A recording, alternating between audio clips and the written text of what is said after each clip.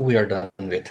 Now we are on to this particular part, designing questionnaires and schedules. Okay.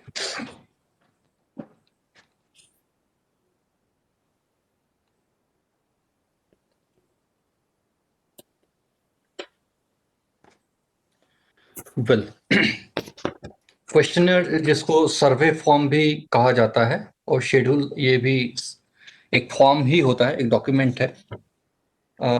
ये part जो है questionnaire और schedule का, ये जब आप सर्वे करते हो तो उस वक्त आपको ये सर्वे फॉर्म तैयार करना होता है। तो ऑब्वियसली यहाँ से आगे के जो डिस्कशंस होंगे अभी मेरे लगभग 90 मिनट तक, ये उनके लिए ज़्यादा रिलीवेंट है जो लोग सर्वे बेस्ड रिसर्च प्रोजेक्ट्स कर रहे हैं। और खास करके ऐसा देखा गया है कि सोशल साइंसेस में तो होता ही है सर, उसके साथ साथ इंटरडिसिप्लिनरी के जो सब्जेक्ट्स है, होटल मैनेजमेंट में देखा गया है, इवन आर्किटेक्चर में मैंने देखा है कि सर्वे हुआ है, फार्मेसी में भी सर्वे देखे गए हैं, आपका फिजिकल एजुकेशन हो या फिर लाइब्रेरी साइंस, कॉमर्स और मैनेजमेंट में तो बहुत ही कॉमन है ये। बाद में सोशल वर्क में सर्वे बेस्ड प्रोजेक्ट्स ही होते हैं मैक्सिमम।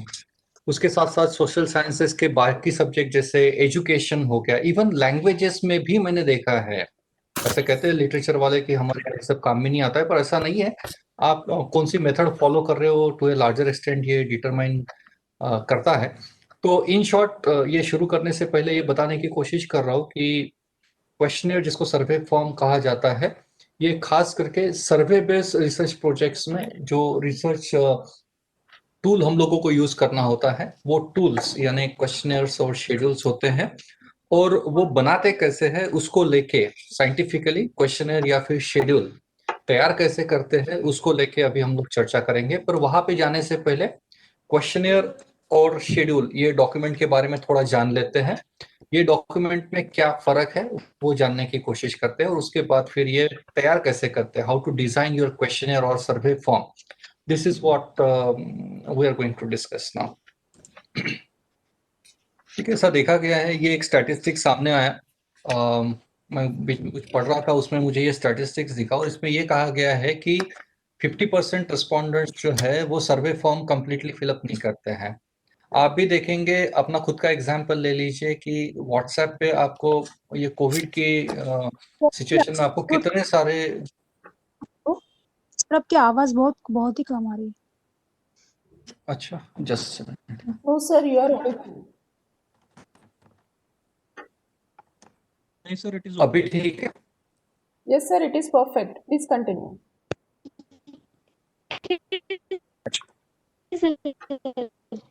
ओके ओके,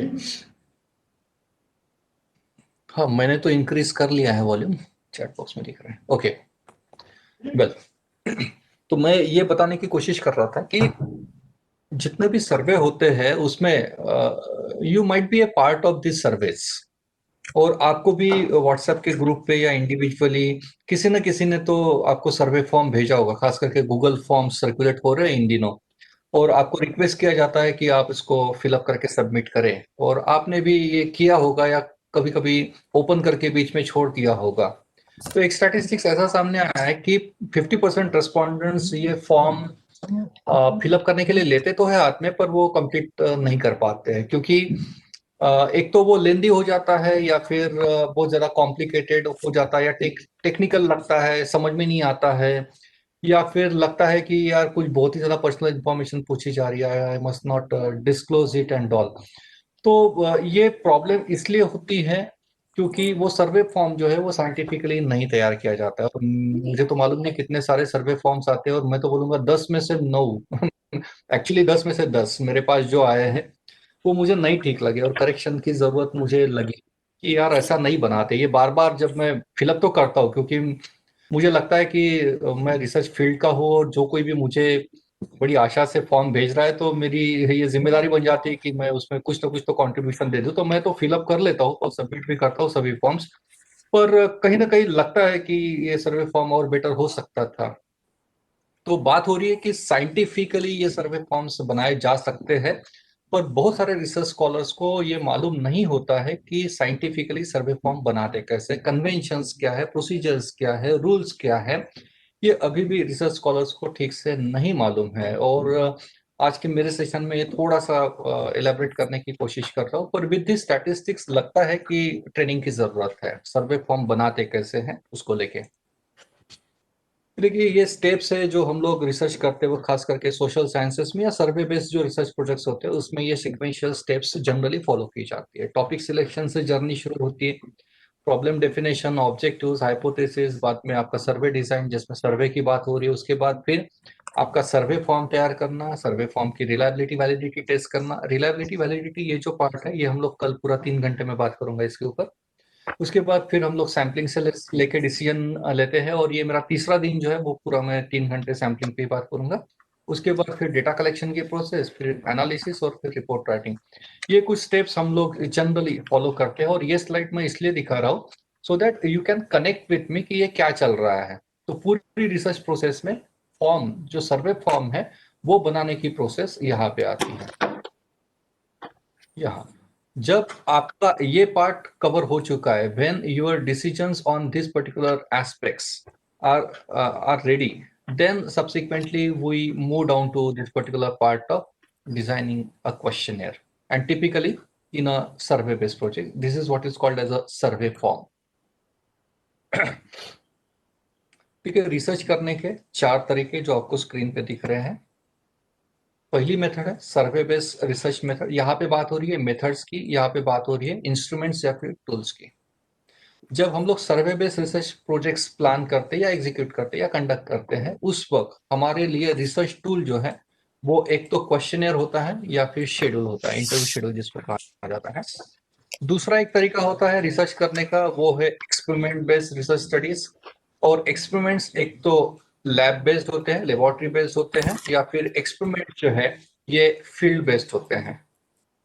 खास करके इंजीनियरिंग में फील्ड बेस्ड रिसर्च प्रोजेक्ट्स होते हैं। और यहाँ पे एक्सपेरिमेंट बेस्ड रिसर्च प्रोजेक्ट्स में जो टूल्स यूज किए जाते हैं उसको एक तो इंस्ट्रूमेंट्स आप बोलिए, या फिर टूल्स डिवाइसेस, या फिर कोई मशीन्स हो सकती है, या फिर कोई गैजेट्स हो सकते हैं, या फिर कोई एपरेटस हो सकते हैं, वो यूज करके जनरली रिसर्च किया जाता है। और इसी को रिसर्च इंस्ट्रूमेंट्स या फिर रिसर्च टूल्स कहा जाता है। तीसरी एक मेथड है जिसको ऑब्जर्वेशन बेस्ड स्टडीज कहा जाता है, खास करके साइकोलॉजी में ये होते हैं। और इसमें जो रिसर्च इंस्ट्रूमेंट या रिसर्च टूल है वो शेड्यूल कहलाता है। यहाँ पे ऑब्जर्वेशन बेस में जनरली शेड्यूल यूज किए जाते हैं। और चौथा एक तरीका जो है वो है सेकेंडरी डेटा स्टडी।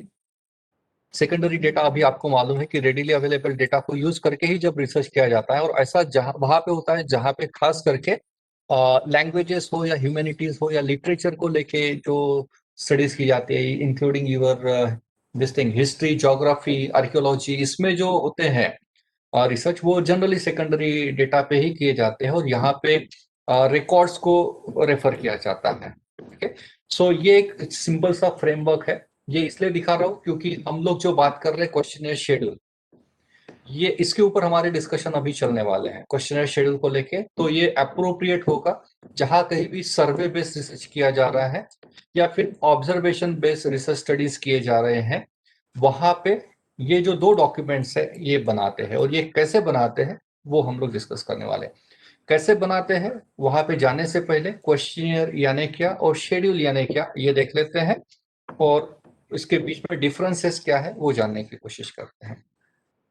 पहले बात करते हैं क्वेश्चनियर की। नथिंग न्यू अबाउट इट, आपको भी मालूम है क्वेश्चनियर यानी क्या। ये सर्वे फॉर्म होता है। प्राइमरी डेटा कलेक्ट करने के लिए ये एक डेटा कलेक्शन इंस्ट्रूमेंट या फिर डेटा कलेक्शन टूल माना जाता है। क्वेश्चनियर आपने एज ए कॉमन रेस्पोंडेंट इसको देखा है और आपने फिलअप भी किया होगा अभी तक बहुत बार। और क्वेश्चनियर जैसे आपके दिमाग में भी जो आइडिया है, इट्स अ डॉक्यूमेंट। एक डॉक्यूमेंट है जिसमें क्वेश्चंस है, अलग अलग तरीके के क्वेश्चंस हो सकते हैं। वो यस नो टाइप के हो सकते हैं, या फिर मल्टीपल चॉइस के हो सकते हैं, या फिर कहीं आपको रेटिंग्स देनी होती है 1 to 10 में, या फिर आपको कहीं स्ट्रांगली एग्री डिसएग्री ऐसा कुछ होता है। तो अलग अलग प्रकार के क्वेश्चंस एक प्रॉपर लॉजिकल ऑर्डर में सजाए जाते हैं। और एक सिस्टमैटिक वेल स्ट्रक्चर्ड डॉक्यूमेंट हम लोग क्वेश्चनर को बोल सकते हैं, नथिंग न्यू अबाउट इट। उसके बाद आता है शेड्यूल। देखिए शेड्यूल और क्वेश्चनर ये दोनों फॉर्म्स ही है, ये दोनों डॉक्यूमेंट्स ही है। क्वेश्चनर में भी क्वेश्चंस होते हैं, शेड्यूल में भी क्वेश्चंस होते हैं, या फिर स्टेटमेंट्स होते हैं, या फिर वेरिएबल्स का मेंशन होता है। एक मेजर जो डिफरेंस मुझे लगता है क्वेश्चनर और शेड्यूल, ये डेटा कलेक्शन इंस्ट्रूमेंट्स ही है दोनों, नो डाउट, डॉक्यूमेंट के फॉर्म में। एक मेजर डिफरेंस जो है ये दोनों डॉक्यूमेंट में, कि क्वेश्चनर में क्वेश्चन जो है वो एक के नीचे एक ऐसे आते हैं, ओके, और क्वेश्चंस के ठीक नीचे आपके रिस्पॉन्सेस आते हैं। जैसे व्हाट इज योर जेंडर, तो नीचे में ऑप्शन दे दिए जाएंगे मेल फीमेल अदर, ओके, और व्हाट इज योर एज, तो फिर आपको ABCD ऐसे कुछ आएगा। तो क्वेश्चनर में फॉर्मेट जो है जनरली एक के नीचे एक क्वेश्चंस आते हैं, और शेड्यूल में जो है ये जनरली टेबुलर प्रेजेंटेशन के फॉर्म में क्वेश्चंस आते हैं। टेबुलर फॉर्म यानी ग्रिड फॉर्म में यूज होते हैं ये, और ऑप्शन जो है वो यहाँ पे नीचे नहीं आते हैं, वो सामने आते हैं। कि इफ सपोज प्रीति मैम को मेरे आज के सेशन का फीडबैक लेना है आप 50 लोगों से, तो ऑब्वियसली मैम अगर क्वेश्चन ऐसा ड्राफ्ट करती है एक टेबुलर फॉर्म में कि आपको स्टेटमेंट्स दिए गए हैं 10 मेरे आज के सेशंस को लेके, कि एक स्टेटमेंट ऐसा लिखा है कि I like search teaching style, और उसके आगे फिर बोला गया है कि strongly disagree, disagree, neutral, agree, strongly agree, and you are suppose to put tick marks over there. So over there you will find a kind of grid, यानी tabular form में प्रेजेंटेशन होगा, में। तो शेड्यूल और questionnaire में एक basic फर्क जो लगता है ये फिजिकल प्रेजेंटेशन का है, पर टेक्निकल सेंस में एक बड़ा डिफरेंस है। The major difference lies in the method of its administration. ये दोनों डॉक्यूमेंट आप एडमिनिस्टर कैसे कर रहे हो रिस्पोंडेंट पे, वो डिटरमाइन करेगा कि आप शेड्यूलिंग कर रहे हैं या क्वेश्चन एडमिनिस्ट्रेशन कर रहे हैं। थोड़ा समझा देता हूं मैं। ठीक है, एडमिनिस्ट्रेशन का मतलब है मेथड ऑफ एडमिनिस्ट्रेशन, जो मैं बोल रहा हूं कि the major difference lies in the method of administration. Method of administration का मतलब है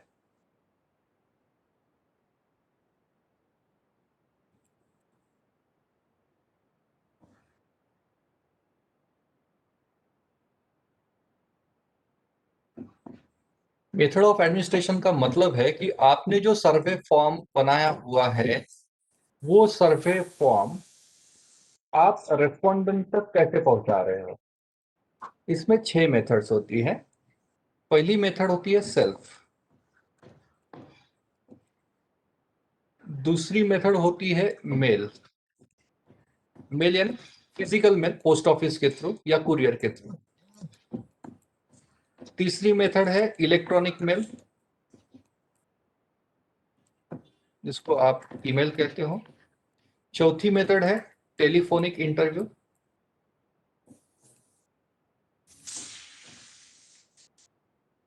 पांचवी मेथड है electronic service,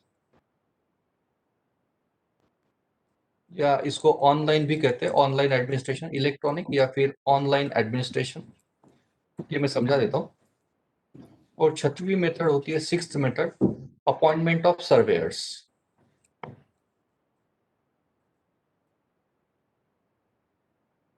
appointment of surveyor's. अभी हम लोग क्या बात कर रहे हैं, शेड्यूल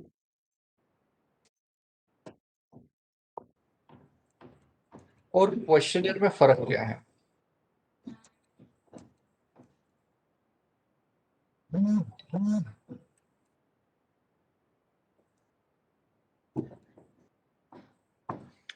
ये 6 मेथड्स एक एक करके डिस्कस करते हैं। पहले बात हो रही है सेल्फ एडमिनिस्ट्रेशन की। सेल्फ एडमिन का मतलब है कि आपने फॉर्म तैयार किया और आप खुद आपका सर्वे फॉर्म जो है वो रिस्पोंडेंट के पास लेके जा रहे हैं। ओके, अभी आपने जब आपका सर्वे फॉर्म खुद रिस्पोंडेंट के पास लेके गए, यहाँ पे फिर से 2 मेथड होगी। एक तो ये सर्वे फॉर्म आपके पास ही होगा, या फिर आप ये सर्वे फॉर्म हैंड ओवर कर दोगे। मीटिंग में आप आपने ये सर्वे फॉर्म आपके हाथ में रखा है या फिर आप ये सर्वे फॉर्म रेस्पोंडेंट को दे रहे हो कि आप इसको पढ़ो और फिलअप करके ले जाओ।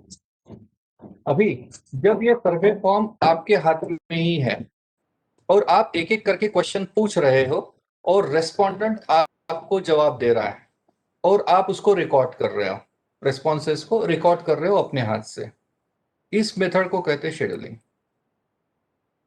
यानी मैं फिर से एक्सप्लेन कर रहा हूं, what is scheduling?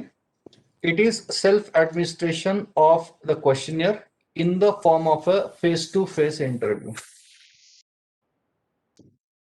In the form of a face to face interview आपने सर्वे फॉर्म बनाया, आप खुद रेस्पोंडेंट के पास लेके गए और आपने रेस्पोंडेंट को फॉर्म उसके हाथ में ना देते हुए, आपके हाथ में फॉर्म है, आप क्वेश्चन पढ़ रहे हो, रेस्पोंडेंट सुन रहा है, समझ रहा है, जवाब दे रहा है, आप जवाब अपने हाथ से फॉर्म में लिख रहे हो, उसको कहते हैं शेड्यूलिंग। पर आपने ये सर्वे फॉर्म उसके हाथ में दे दिया, वो खुद ही पढ़ रहा है और वो खुद ही आपको सबमिट कर रहा है कंप्लीट होने के बाद, तो इसको कहते हैं क्वेश्चनियर एडमिनिस्ट्रेशन मेथड। यानी में over here you are not conducting interviews, यहाँ पे इंटरैक्शन पार्ट जो है that is missing, interaction is missing and यहाँ पे इंटरैक्शन हो रही है, फेस टू फेस डायलॉग में ये बात हो रही है, that is what is called as self administration, okay, and that is what is called as scheduling and it is typically in the form of interview. दूसरी मेथड है mail. आपने questionnaire बनाया और आपने रेस्पोंडेंट को भेज दिया, this is what is called as questionnaire administration. तीसरी मेथड है इलेक्ट्रॉनिक मेल। आपके पास ईमेल आईडीज है रेस्पोंडेंट्स के, आपने उनको ईमेल शूट कर दिया अटैच करके, then you are actually administering your questionnaire. चौथा है टेलीफोनिक इंटरव्यू। ये पर्सनल नहीं है पर फिर भी आप टेलीफोनिकली कंडक्ट कर रहे हैं, it is called as your scheduling. Telephonic interview is a part of scheduling because you are not handling over your form to the respondent. Then there is electronic or online. ये जो Google form हम लोग बोल रहे थे, Google form, आपने digital form में electronically आपका सर्वे फॉर्म तैयार कर दिया और वो व्हाट्सएप पे या ईमेल पे आपने भेज दिया, it is what is called as your sorry this is what is called as questionnaire administration. और आपने सर्वेयर्स को अपॉइंट किया हुआ है तो भी ये क्वेश्चनियर एडमिनिस्ट्रेशन की मेथड है। Got it? मैं थोड़ा सा समराइज कर देता हूं आपको कि क्वेश्चनियर एडमिनिस्ट्रेशन में क्या हो रहा है, आपने सर्वे फॉर्म बना लिया और आपका डेटा कलेक्शन की जो प्रोसीजर है उसमें इन्वॉल्वमेंट ज्यादा नहीं है। आपने फॉर्म बना लिया, भेज दिया और रेस्पोंडेंट ने वो उसकी सुविधा से फिलअप किया, उसके अंडरस्टैंडिंग से समझ लिया, उसको फिलअप किया और आपको वापस भेज दिया। That is what is called as questionnaire administration. There is low involvement of research scholar in data generation process while administering a survey form. But as against this, in case of scheduling, the research scholar is in a dialogue, in a interactive face-to-face confrontation with the respondent, and the research scholar is not handling over the form to the respondent. Anyway, it is in interactive form. So this is the basic difference between scheduling and questionnaire administration. इसके बाद generally मुझे एक सवाल ये आता है कि which one is best, questionnaire administration करना चाहिए कि शेड्यूलिंग करना चाहिए? देखिए, मैं तो कहता हूँ ये दोनों मेथड से हम लोग कर ही रहे हैं और करना भी चाहिए। किसी एक मेथड से वैसे भी कोई करता नहीं है। आपका सपोज 1000 का सैंपल है तो आप देखेंगे जनरली हम लोग मल्टीपल मेथड से ही डेटा कलेक्ट करते हैं। कभी कभी हम लोग ईमेल कर देते हैं जो क्वेश्चनर में जाएगा, कभी कभी हम लोग पोस्ट के थ्रू फॉर्म भेज देते हैं, मेल के थ्रू, वो जाएगा क्वेश्चन एडमिनिस्ट्रेशन में। तीसरा, हम लोगों ने सपोज टेलीफोनिकली कुछ इंटरव्यूज ले लिए, वो जाएगा शेड्यूलिंग में। कभी कभी हमने सर्वे फॉर्म डिजिटली बना दिया और वो व्हाट्सएप के थ्रू भेज दिया, गूगल फॉर्म, वो जाएगा क्वेश्चन एडमिनिस्ट्रेशन में।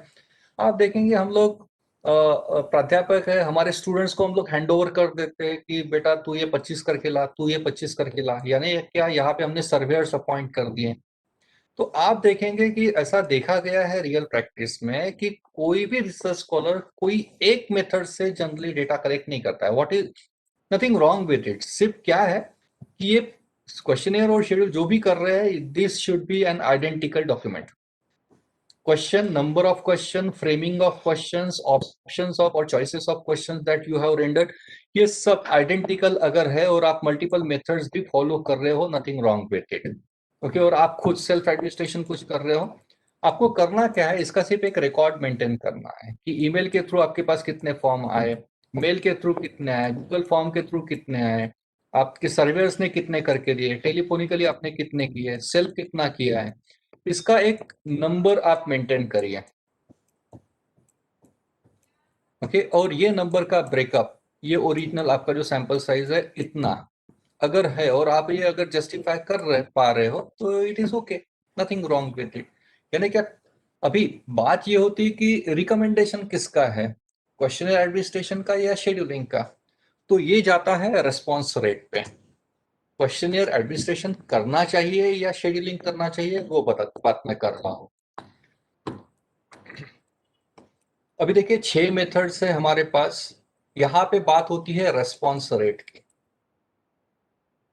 रेस्पॉन्स रेट का मतलब है कि आपको 1000 लोगों का सर्वे करना है. इफ सपोज आप ईमेल कर रहे हो, ओके, आपने 1000 लोगों को ईमेल किया, तो आप देखेंगे इसमें से हार्डली 50 से 60 ईमेल आपको आते हैं रिप्लाईज. गेटिंग में, 1000 में से 50 से 60, यानी ये क्या हो गया, 5 से 6% रेस्पॉन्स रेट हो गया.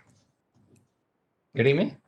और यहाँ पे प्रॉब्लम क्या है, आपने फॉर्म भेज दिया है, उसको वो मिला नहीं मिला, उसने देखा नहीं देखा, ये इश्यूज तो है, पर जिसने देखा सही में उसने पढ़ के टिक मार्क किया क्या, ये भी एक, यानी ऑथेंटिसिटी जो है यू कांट क्लेम. आपने मेल के थ्रू, कुरियर के थ्रू फॉर्म भेज दिया, वहां पे भी फिर से वही प्रॉब्लम है कि वो सही में पढ़ रहा है कि नहीं पढ़ रहा है, because you are not involve in data collection procedure there. That is why questionnaire administration is not much recommended just because of response rate problem. Response rate is dismal. ये जो है ना, ये सही में ऑथेंटिक फिगर है. ये email के सेंस में ये रेस्पॉन्स रेट 5 से 6% है. वही अगर आप शेड्यूलिंग की बात करते हो, टेलीफोनिक इंटरव्यू के लिए रेस्पॉन्स रेट 69% का है. और मैंने खुद मेरे सेकंड पीएचडी के लिए टेलीफोनिक इंटरव्यूज लिए और मेरा रेस्पॉन्स रेट 100% था, 100%.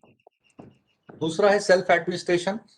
सेल्फ एडमिनिस्ट्रेशन में क्या हो रहा है कि आप शेड्यूलिंग कर रहे हो, खुद आप फॉर्म लेके जा रहे हो, तो ऑब्वियसली आप अगले के पास जाते वक्त अपॉइंटमेंट लेके जा रहे हो शायद, तो वो एक मानसिकता में है, उसके टाइम सुविधा को ध्यान में रखते हुए आपने अपॉइंटमेंट ली है, तो he is in a mood to cooperate.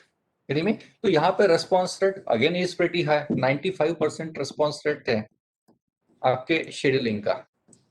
में आप देखेंगे रेस्पॉन्स रेट जो है शेड्यूलिंग के लिए it is quite high, but in case of questionnaire administration it is very dismal, up to 5 to 6% only, and that is why scheduling is more recommended over questionnaire administration.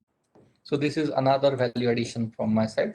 We'll just try to summarize this section. As you can see, these are the 5 contrasting points between both these documents, questionnaires and schedule. This is what we have already discussed. I'm just trying to summarize it.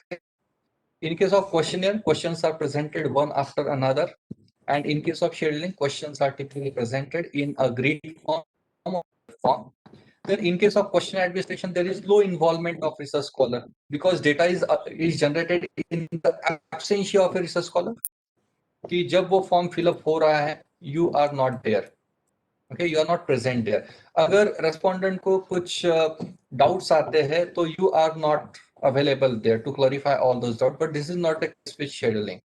In case of scheduling, there is high involvement of research scholar. आप तो उसके सामने खड़े हैं, जो भी doubts आते हैं वो वहीं पे क्लैरिफाई कर सकता है. क्वेश्चन नहीं समझ में आया, आप उसकी भाषा में उसको समझा सकते हो.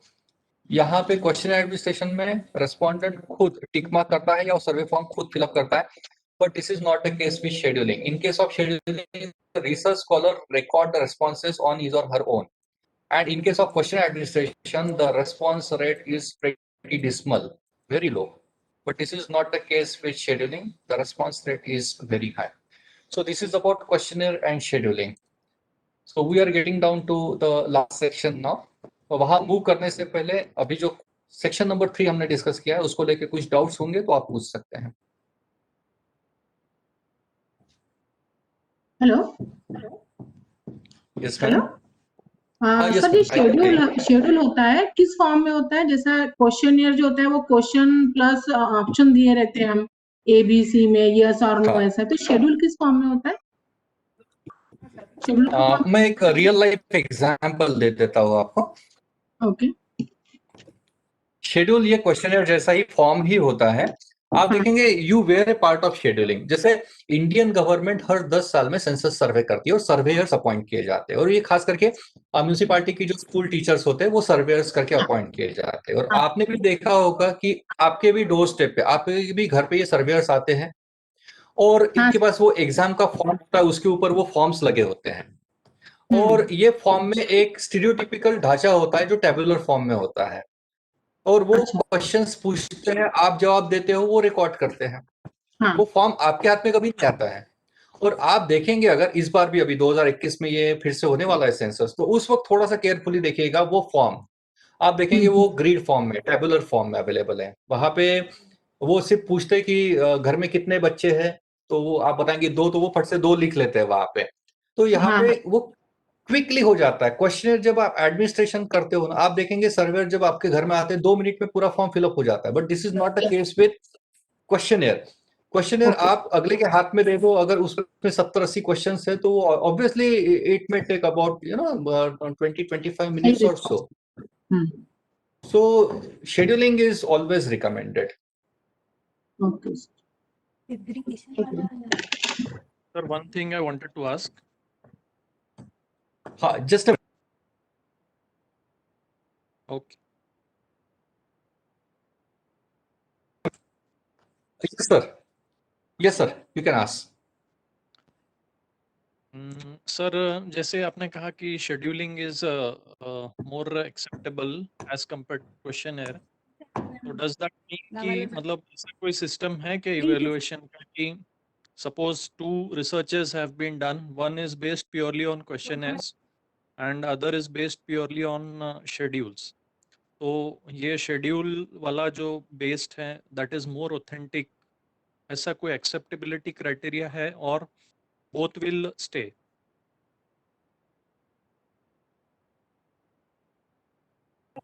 ठीक है सर, मैं एड्रेस कर देता हूँ. Allow me a moment. Okay sir.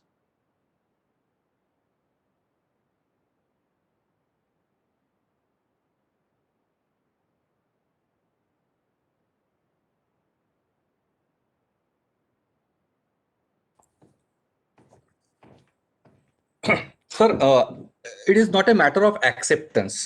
It is about the recommendation. Which one is better? और जैसे मैंने आपको बताया अभी कि मिक्स मेथड यूज होती है सर. रियल प्रैक्टिस में ये देखा गया है कि कोई भी प्योरली शेड्यूलिंग नहीं करता है और प्योरली क्वेश्चन एडमिनिस्ट्रेशन नहीं करता है. जहां जहां से फॉर्म आ जाए बस. Research scholars are more interested in achieving that sample size figure कि 1000 करने हैं, वो कैसे हो रहे. तो कोई दोस्त को कुछ दे दिया आपने, या आपके स्टूडेंट्स को आपने कुछ फॉर्म दे दिए, यानी कि आपने सर्वेयर्स तो अपॉइंट कर ही लिए. आप कुछ टेलीफोनिकली कर रहे हो, या फिर आप कुछ गूगल फॉर्म के थ्रू कर रहे हो, या फिर आप खुद कुछ जाके सर्वे कर रहे हो. तो मल्टीपल मेथड से ये किया जाता है. इट इज नॉट दैट कि कोई मेथड फॉल्टी है एंड एज सच. पर सभी के आपके लिमिटेशंस और एडवांटेजेस दोनों मेथड्स के हैं. But you need to take a call कि आपको ऑथेंटिक डेटा मिलना जरूरी है. तो वो ऑथेंटिक डेटा, ऑथेंटिक का मतलब है रिलायबल डेटा. अगर जब आप खुद इन्वॉल्व होते हो आपके डेटा कलेक्शन प्रोसीजर में, आपने सपोज स्टूडेंट्स को हैंड ओवर कर दिया, और हो सकता है कि स्टूडेंट ने वो मार्केट में न जाते हुए खुद ही अपने हाथ से फिलअप कर लिए, अपनी दोस्तों से 2-2 4-4 फिलअप करा लिए, तो ऑथेंटिसिटी कांट बी क्लेम. तो ये हो गए आपके क्वेश्चन एडमिनिस्ट्रेशन की बात. पर वही अगर आप खुद इन्वॉल्व हो, खुद शेड्यूलिंग कर रहे हो, टेलीफोनिक इंटरव्यू खुद ले रहे हो, तो ऑथेंटिसिटी बढ़ जाती है. आपका डेटा जो है वो ज्यादा रिलायबल आ जाता है. That's the only thing. Otherwise आपने अगर गूगल फॉर्म से किया हुआ है या फिर आपने अपने सर्वेयर्स अपॉइंट करके किया है, no one will object this. ऐसा कुछ नहीं है. सिर्फ आपको एक ये चेक करना है कि the sources that you are being using, are those sources able to generate authentic data? क्योंकि फाइंडिंग जो है वो मीनिंगफुल होनी चाहिए. That's the only thing. Otherwise, all the methods are recommended. All the methods have got mentioned in all the textbooks and internet sites. You can say. मैं किसी को भी अंडरमाइन नहीं करूंगा कि ये मेथड कमजोर है at all. Every method has got its own importance. It is up to the research scholar कि आपको एक वो जस्ट एक जजमेंट फॉर्म करना होता है कि सबसे ज्यादा रिलायबल सोर्सेस कौन से रहेंगे. सर कोई रिलायबिलिटी इंडेक्स वगैरह ऐसा कुछ रहता है क्या, हम पैरामीटर्स की जज कर सके कि ये research is more authentic than that? मैं कल पूरा मैं 3 घंटे कल पूरा रिलायबिलिटी वैलिडिटी टेस्टिंग की ही बात करने वाला हूँ. हम लोग जो फॉर्म बनाते हैं उसकी रिलायबिलिटी वैलिडिटी टेस्टिंग और जो डेटा जनरेट होता है उसकी रिलायबिलिटी वैलिडिटी टेस्टिंग होती है. वो कैसे करते हैं मैं कल एड्रेस करूंगा पूरे 3 घंटे. Okay sir. अभी मैं डील कर रहा हूँ कि साइंटिफिकली ये सर्वे हम बनाते कैसे हैं, क्योंकि ये आपका डेटा कलेक्शन इंस्ट्रूमेंट है. ये अगर फॉल्टी रहा तो डेटा भी ठीक से जनरेट नहीं होगा, और डेटा अगर ठीक से जनरेट नहीं होगा तो प्रोसेसिंग ठीक से नहीं हो पाएगा. और प्रोसेसिंग आपने, ठीक है, सिंपल सी बात है कि आपने अगर ओरिजिनली खराब चेहरे पे बहुत महंगे कॉस्मेटिक्स लगा दिए तो वो बात नहीं बनेगी ना. यानी क्या स्टैटिस्टिकल टूल्स आप बहुत तगड़े ऊपर के लेवल के, टू वे एनोवा और वो स्ट्रक्चरल इक्वेशन मॉडलिंग और एमोस वगैरह ये सब आप यूज भी कर रहे हो, पर आपके डेटा, ओरिजिनल जो डेटा है उसमें दम है क्या? और वो दम तभी आएगा जब आपका क्वेश्चन जो है वो ऑथेंटिक और साइंटिफिक रहेगा. और बहुत सारे रिसर्च स्कॉलर्स को आज भी यहाँ पे प्रॉब्लम है, क्योंकि मैं कंसल्टेंसीज भी करता हूँ और मेरे पास लाइन लगी होती है. लिटरली बता रहा हूँ मैं आपको कि क्वेश्चनियर को लेके, क्योंकि रिलायबिलिटी वैलिडिटी में भी एक एक्सपर्ट ओपिनियन लेना ही होता है, तो questionnaire designing is pretty complex issue. और ये अगर ठीक से नहीं हो पाया, आप देखेंगे ना इतने सारे देखिए हाल ही में मैं रियल लाइफ एग्जांपल बता रहा हूँ कि एक रिसर्च स्कॉलर है, उसके हार्डली 3 या 4 ऑब्जेक्टिव्स लेके बैठा है और क्वेश्चनियर में 3 सेट बना के रखे हैं और 125 क्वेश्चंस पूछे हैं. सही में मुझे बताइए 3 या 4 ऑब्जेक्टिव्स को सेटिस्फाई करने के लिए 125 क्वेश्चंस की जरूरत होती है क्या? नहीं होती है. इतना डेटा का करेंगे क्या? और सही में ये तो फिर अगले के लिए टॉर्चर हो गया ना. रिस्पोंडेंट क्यों 125 सवाल जवाब देगा गेड़ी में? तो ऑब्वियसली अगर 125 क्वेश्चंस आप पूछ रहे तो वो भी अगला रिस्पोंडेंट भी हाफ हार्टेडली उसको फिलअप करेगा. हो सकता है कि वो पूरे क्वेश्चंस भी ना पढ़े, टिक मार्क ही करना है ना, बस बिना पढ़े ही वो टिक मार्क करना शुरू कर देगा. यानी क्या आपका क्वेश्चनियर अलाउ नहीं कर रहा है उसको, ऑथेंटिक डेटा वो देना चाहता है फिर भी वो दे नहीं पा रहा है, या फिर क्वेश्चन का ड्राफ्टिंग गलत है, या फिर क्वेश्चंस जो है वो जरूरी ही नहीं है, पूछने की जरूरत ही नहीं है पर फिर भी पूछ के रखे. और सबसे इंपॉर्टेंट बात, जो क्वेश्चंस पूछने चाहिए थे वो मिसिंग है. ये तो सबसे बड़ा डैमेज यहाँ पे हो जाता है जब टेस्टिंग की बात आती है, हाइपोथेसिस टेस्टिंग की. रियलाइज होता है कि यार डेटा ही तो नहीं कलेक्ट किया तूने, इसको लेके मैं क्या टेस्ट लगाऊं. तो ये कुछ इश्यूज है रियल लाइफ के कि जो यहाँ पे क्वेश्चनर डिजाइनिंग में प्रॉब्लम होने की वजह से फेस करने होते हैं. तो मैं थोड़ा सा इनपुट्स दे देता हूँ कि साइंटिफिक तरीका क्या है क्वेश्चनर डिजाइनिंग का. मैं 5 स्टेप प्रोसेस समझाने की कोशिश कर रहा हूँ आपको. हम लोग है स्टेप नंबर 1 में. सबसे पहले आपको ये जानने की जरूरत है कि आपको डेटा रिक्वायरमेंट्स क्या है, आपकी डेटा रिक्वायरमेंट्स क्या है, आपको कौन सा डेटा लगने वाला है. ओके, अभी ये डेटा रिक्वायरमेंट की नीड असेसमेंट जिसको कहते हैं, ये जब तक नहीं होगी क्वेश्चन नहीं बनेगा. और बहुत सारे रिसर्च स्कॉलर को यही तो नहीं मालूम कि ये करना होता है. अगर आपने डेटा रिक्वायरमेंट ही आइडेंटिफाई नहीं की तो आप क्वेश्चन कैसे बना पाओगे. और जिन्होंने भी बनाया उनसे पूछ के देखिए कि डेटा रिक्वायरमेंट ये कभी सुना है क्या. तो most of the research scholar they will struggle defining ki what is this here. I have already prepared my questionnaire and I have already administered it and processed the entire data, and now I am ready with my findings. So what is this data requirement? If you don't know what is data, what are your data requirements, how will you be able to prepare your own questionnaire? घर में आपको grocery लानी है, monthly grocery, आपको यही नहीं मालूम कि क्या चीज खत्म हुई है तो आप जो भी लेके आएंगे वो एक तो बहुत ज्यादा हो जाएगा या बहुत कम हो जाएगा. That is why you need to assess what is required, and that is what we are supposed to do in step number 1. And how to do this, we are going to discuss it quite elaborately. देखिए data requirement कहां से पता चलेगा. तो आपका जो पूरा का पूरा रिसर्च स्टडी है ये 2 सेट के इर्द गिर्द घूमता है. यानी हम लोगों को डेटा का एनालिसिस करना होता है और डेटा का analysis it revolves around two sets, objectives और हाइपोथेसिस। देखिए, सबसे पहले आपको ये चीज क्लियर करनी है व्हाट, और ये एक बड़ा प्रॉब्लम है कि रिसर्च स्कॉलर स्ट्रगल करते हैं। What does this mean? थोड़ा सा इलैबोरेट कर देता हूं। ये इशू आपका क्लियर है क्या? आप एक बार खुद ही चेक कर लीजिए। आप किसी भी डिसिप्लिन के क्यों ना हो, ये जो मैं बता रहा हूं सबके लिए लागू है। आप सर्वे फॉर्म बनाओ मत बनाओ, is your this thing clear? आप रिसर्च कर रहे हैं यानी क्या कर रहे हैं, ये डिफाइन हो चुका है क्या? और मेरा अनुभव तो ये कहता है कि बहुत सारे रिसर्च स्कॉलर्स को स्पेसिफिक सेंस में यही नहीं मालूम होता है कि करना क्या है। If your what is clear, then how can be discussed? It is so simple boss. मैं फिर से रिपीट कर रहा हूं, बड़े काम की स्टेटमेंट है ये। If your what is clear, then how can be discuss ना। आपको अगर ये मालूम है कि क्या करना है, तो फिर कैसे करना है ये डिस्कस करने में सेंस बनता है। पर अगर यही क्लियर नहीं है what, then how will you proceed with how part?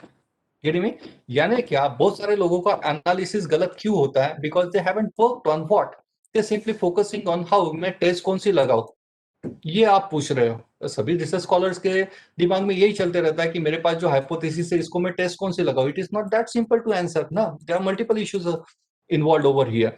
So you need to clear your what first. You need to clear your what first. और ये व्हाट कैसे क्लियर करते हैं वो बनाने की कोशिश कर रहा हूं। आप क्या करना चाहते हैं आपकी रिसर्च स्टडी के थ्रू, इसका आंसर कहां से मिलेगा? आपका रिसर्च का टाइटल, आपके पीएचडी का टाइटल, आपका प्रॉब्लम स्टेटमेंट,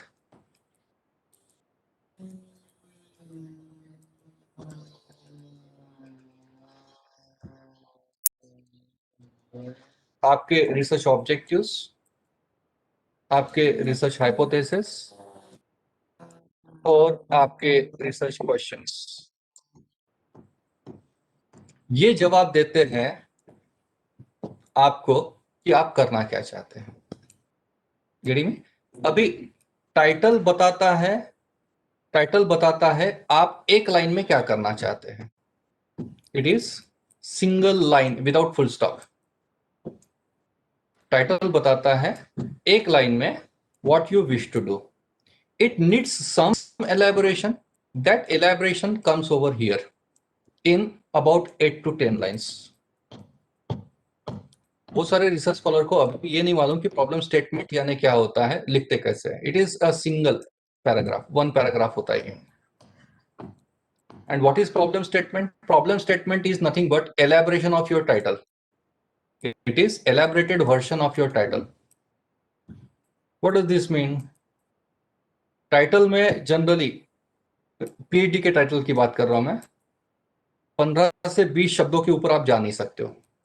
15 to 20 वर्ड्स के ऊपर आप जा नहीं सकते हो। अगर गए हो तो फिर आपने शायद कुछ ब्लंडर कमिट कर लिया। आपको यहाँ पे वर्ड की लिमिट होती है टाइटल में, यानी आपको 15 से 20 वर्ड में आपको ये बताना होता है कि आप करना क्या चाहते हैं इन अ सिंगल लाइन। अभी ये 15-20 वर्ड को जब आप एलैबोरेट करते हो तो आपका प्रॉब्लम स्टेटमेंट बन जाता है। ओके, जो जाता है लगभग 250 वर्ड्स में, 250 वर्ड्स। ये बताता है in broad sense, problem statement बताता है in broad sense what you wish to do और what you wish to achieve. Objectives जो है ये मल्टीपल स्टेटमेंट्स होते हैं। Objectives are multiple statements. Title is a single statement. And these are available in more specific sense. These are available in more specific sense. यानी कि आपका problem statement बताता है what you wish to achieve. And objective statements बताते हैं what all you wish to achieve. What all यानी क्या क्या, प्रॉब्लम स्टेटमेंट बताएगा आप क्या करना चाहते हैं, और ऑब्जेक्टिव्स बताएगा इन स्पेसिफिक सेंस आप क्या क्या अचीव करना चाहते हैं या फिर क्या क्या मुद्दे आप एक्सप्लोर करना चाहते हैं. Hypothesis, these are in the form of propositions at the outset, and then we need to operationalize it in the form of statements, which are considered as your hypothesis statements in the form of assumptions that you wish to test empirically. इसको लेके भी elaborate discussion किए जा सकते हैं, पर ये मेरे आज के टॉपिक में नहीं है. अदरवाइज इसका पूरा 3 घंटे हाइपोथेसिस कैसे बनाते हैं उसके सेशंस में लेता हूँ पार्ट अपार्ट. उसके बाद आते हैं RQs. RQs these are in interrogative form, these are in question form कि आप कौन से सवालों के जवाब ढूंढ रहे हो. ये अगर आपका ग्राउंड वर्क, इसको मैं ग्राउंड वर्क कहता हूं या इसको कंसेप्ट नोट्स में मेरी भाषा में कहता हूं. ये कंसेप्ट नोट्स अगर आपके तैयार है तो फिर क्वेश्चनर आसानी से बन जाएगा. अगर यही पार्ट आपका क्लियर नहीं है तो क्वेश्चनर ठीक से नहीं बनेगा, और जिनका क्वेश्चनर साइंटिफिक नहीं होता है या जिनके क्वेश्चनर में गलतियां देखी जाती है उन्होंने शायद ये ग्राउंड वर्क ठीक से नहीं किया होता है.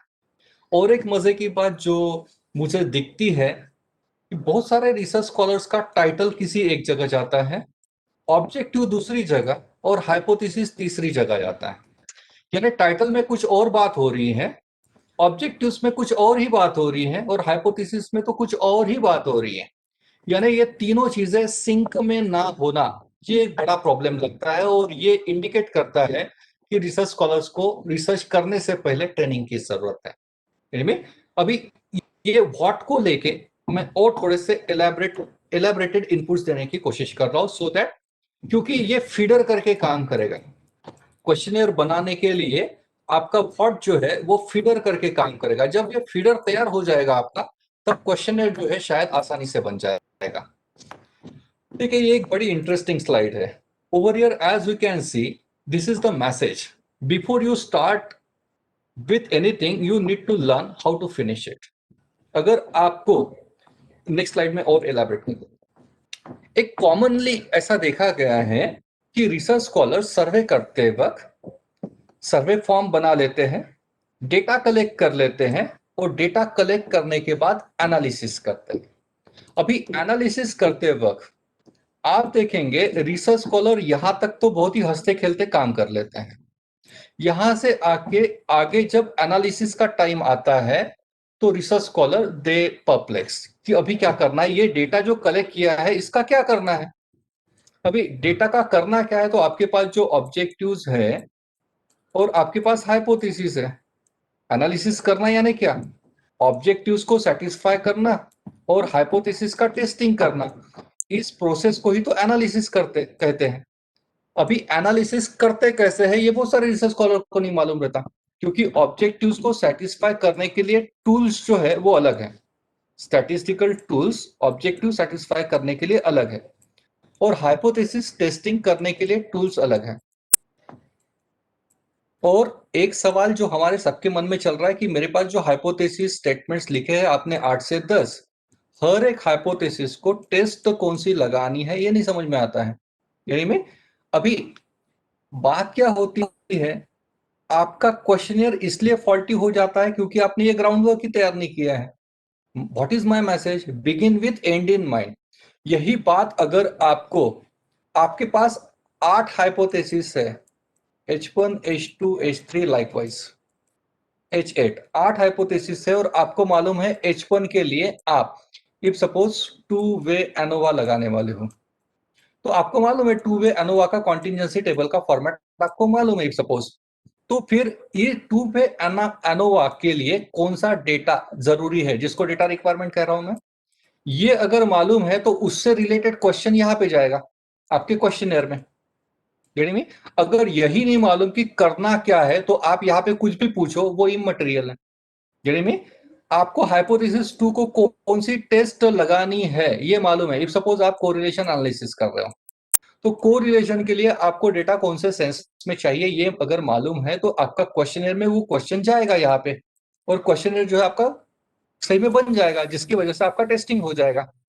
ऐसे ही करके अगर आपको ये सब मालूम है कि आपके ऑब्जेक्टिव्स को सेटिस्फाई कैसे करना है, ऑब्जेक्टिव 1 का क्या करना है, ऑब्जेक्टिव 2 का क्या करना है, वैसे हाइपोथेसिस 1 का क्या करना है, हाइपोथेसिस 2 का क्या करना है, हाइपोथेसिस 8 का क्या करना है, और इसको टेस्ट करने के लिए क्या डेटा की जरूरत है, ये अगर मालूम है तो आपका क्वेश्चन आसानी से बन जाएगा।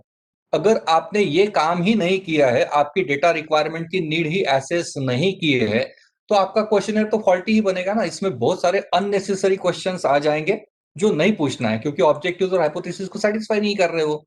और बहुत बार ऐसे क्वेश्चंस नहीं रहेंगे उसमें जो चाहिए थे। हाइपोथेसिस 1 में आपको टू वे एनोवा करना है, उसको लेके आपने क्वेश्चन ही नहीं पूछा है, तो आपका क्वेश्चन फॉल्टी है। It is so simple boss. में so this is how you are suppose to assess your data requirement needs. मैं थोड़ा सा क्लीन कर देता हूं इसको।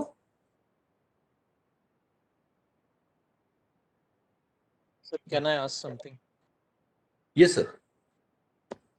सर ये लास्ट स्लाइड, यस सर। जैसे डेटा कलेक्शन है, मान लीजिए मेरे पास 10 हाइपोथेसिस है, तो how do I get that learnings की, मतलब किस इसमें कौन सा हाइपोथेसिस के लिए मतलब कौन सा टेस्टिंग यूज करना चाहिए, व्हाट इज बेटर या व्हाट इज मैंडेटेड, ये कहाँ से लर्निंग्स ठीक मिलेगा या कहाँ से नॉलेज आएगा? ठीक है ठीक है।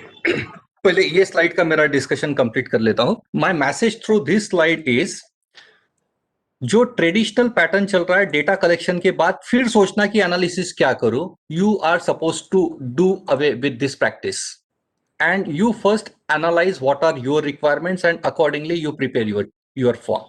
This is the right method. अभी सर का जो सवाल है कि आपके हाइपोथेसिस को कौन सी टेस्ट लगती है, ये कैसे पता चलेगा, या सीखने का जरिया क्या है। देखिए, ये खुद तो मैं ट्रेनिंग लेता हूँ, मेरी खुद की एकेडमी भी है और ये ट्रेनिंग विगरसली हो रहा है। मेरे ही नहीं, दुनिया में तो कितने सारे, अभी मैं इस मोमेंट पे आरएम और स्टैटिस्टिक्स का लेक्चर दे रहा हूँ, मेरे साथ कम से कम 1000 लोग तो इस मोमेंट पे ही दुनिया में आरएम का लेक्चर कहीं ना कहीं ले रहे हैं। वो शायद हमको मालूम नहीं हो रहा है या फिर हम लोग पार्टिसिपेट नहीं कर रहे, दैट द ओनली थिंग। अभी देखिए, एज ए रिसर्च स्कॉलर हम लोग अभी इस मोमेंट पे जो कर रहे हैं आरटीएमएनयू के कॉन्टेक्स्ट में मैं बता रहा हूँ कि मैंने जो देखा है, टेस्ट के प्रकार जो मैंने बहुत ज्यादा कॉमनली देखे हैं, वो है टी टेस्ट, जेड टेस्ट, का स्क्वायर टेस्ट, कोरिलेशन, बाद में रिग्रेशन, बाद में एनोवा, एनोवा के 1 वे 2 वे, या फिर मैनोवा। मैनोवा भी तो बहुत कम देखा है मैंने। ओके, ये इतनी ही तो टेस्ट दिखती है। इसके अलावा कुछ होंगे रिसर्च स्कॉलर जो इसके ऊपर के जो टूल्स है वो कर रहे होंगे, पर आप एक जनरल सर्वे करोगे तो आपको ये टेस्ट ज्यादा दिखेगी। अभी अगर इसको काउंट करते हैं तो ये 6 बन रही है। आपको पीएचडी करने के लिए समय दिया है 5 साल का। ओके, तो 5 साल में 6 टेस्ट होती है क्या? तो बड़े आसानी से होती है। 1 साल एक टेस्ट के लिए बहुत ज्यादा बड़ा समय हो गया। टी टेस्ट में जो हम लोग जनरली करते हैं, एक टी टेस्ट फॉर मीन होता है, बायवेरिएट का टी टेस्ट फॉर मीन, और एक होता है पेयर टी टेस्ट। ये सबसे ज्यादा चलते हैं हमारे यहाँ। इसमें बाकी भी फ्लेवर्स है प्रोपोर्शन के वगैरह, पर अपने यहाँ जो चलता है मैं बता रहा हूँ आपको। एक पेयर टी टेस्ट, ये सीखने के लिए मेरे हिसाब से सिर्फ 10 मिनट चाहिए। सिर्फ 10 मिनट में ये 2 टेस्ट हो जाती है। जेड टेस्ट की नहीं जाती है, पर कुछ लोग कर लेते हैं, अपने यहाँ अलाउड, यानी ये लागू नहीं होती है। का स्क्वायर, ये हार्डली एक आधे घंटे के ट्रेनिंग में ये हो जाता है। कोरिलेशन रिग्रेशन थोड़ा सा कॉम्प्रिहेंसिव सा है, क्योंकि इसमें सिंपल और मल्टीपल दोनों है। ओके, तो हम लोग अगर एकदम बेसिक चीज पे भी जाते हैं, सिंपल और मल्टीपल का, बिल्कुल 2 इंडिपेंडेंट और 1 डिपेंडेंट, तो भी मेरे ख्याल से ये हार्डली 2 घंटे के ऊपर का ट्रेनिंग नहीं है।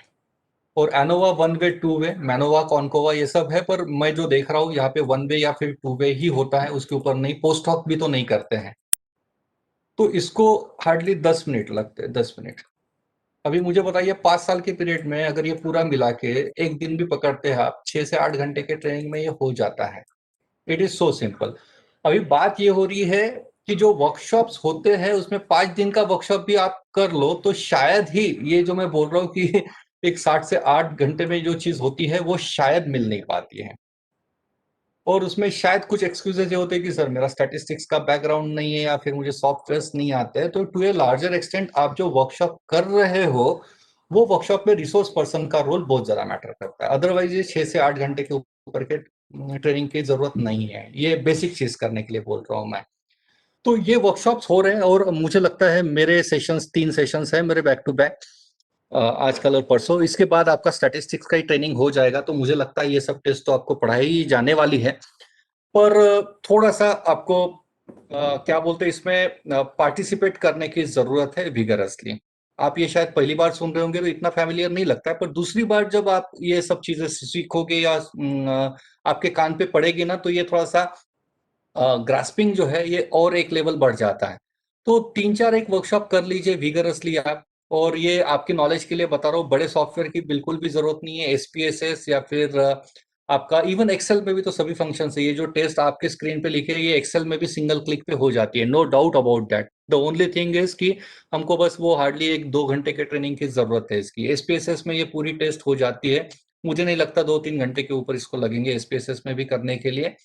तो है बड़ी आसान चीज है, सिर्फ आपका इंटरेस्ट आपने लेना शुरू कर देना चाहिए और आपको सिर्फ एक वॉच रखना चाहिए कि ये वर्कशॉप्स कहाँ पे हो रहे हैं और आपको पार्टिसिपेशन की जरूरत है। यानी आप अगर ये प्री ऑक्यूपाइड माइंड से बैठे हो कि statistical testing is not my cup of T, तो ये कभी नहीं हो पाएगा। पर जब आप ये ओपन माइंड से अटेंड करना शुरू कर दोगे तो मुझे नहीं लगता ये कोई रॉकेट साइंस है। टू बी वेरी ऑनेस्ट, मैं आपको ये सब बता रहा हूँ और ऑनेस्टली शेयर कर रहा हूँ, मेरा स्टैटिस्टिक्स का जरा भी बैकग्राउंड नहीं है। मैं स्टैटिस्टिशियन नहीं हूँ, ना ही मैंने बीएससी में स्टैटिस्टिक्स किया है और ना ही मैंने एमएससी स्टैटिस्टिक्स किया है और ना ही कभी मैं पछताया कि क्यों नहीं किया।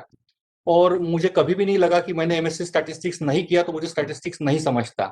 शायद मुझे और बेटर समझता है क्योंकि मेरा नॉन स्टैटिस्टिकल बैकग्राउंड है। क्योंकि एक आम आदमी की नजरिए से मैंने स्टैटिस्टिक्स को देखा है, पढ़ा है और ये बिल्कुल होने लायक चीज है। और आपको जो करना है, मैं तो ट्रेनर हूँ, मुझे तो बहुत सारी चीजें पढ़नी थी, पर आपको तो ये स्क्रीन पे दिखी हुई इतनी टेस्ट भी आ जाती है तो आपका पीएचडी तो हो जाता है बॉस। ऐसा कोई रॉकेट साइंस नहीं है सर। मुझे लगता है आपके सवाल का जवाब दिया है मैंने। Absolutely, thank you. चलो प्रोसीड करते हैं।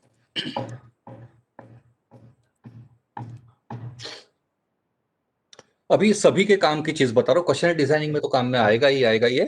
पर जितने भी रिसर्च स्कॉलर अभी मेरे साथ जुड़े हैं उनको लेके आपके रिसर्च के डेटा रिक्वायरमेंट की नीड्स को कैसे एसेस करते हैं, उसको लेके कुछ ग्राउंड वर्क जो करना है हमको कैसे करते हैं वो बताने की कोशिश करो। आप किसी भी फील्ड के रिसर्च स्कॉलर क्यों न हो, वो सबके लिए आने वाले एक 20 मिनट जो मैं बात करूंगा बहुत ज्यादा क्रुशियल है। और आपकी डेटा असेसमेंट आज शाम तक हो जानी चाहिए, घर जाके थोड़ा सा जो मैं बता रहा हूँ और वो चीजें बताने की कोशिश कर रहा हूँ जो ना ही आपको किसी टेक्स्ट बुक में मिलेगी और ना ही किसी इंटरनेट की साइट में मिलेगी और ना ही वो इतनी आसान शब्दों में मिलेगी।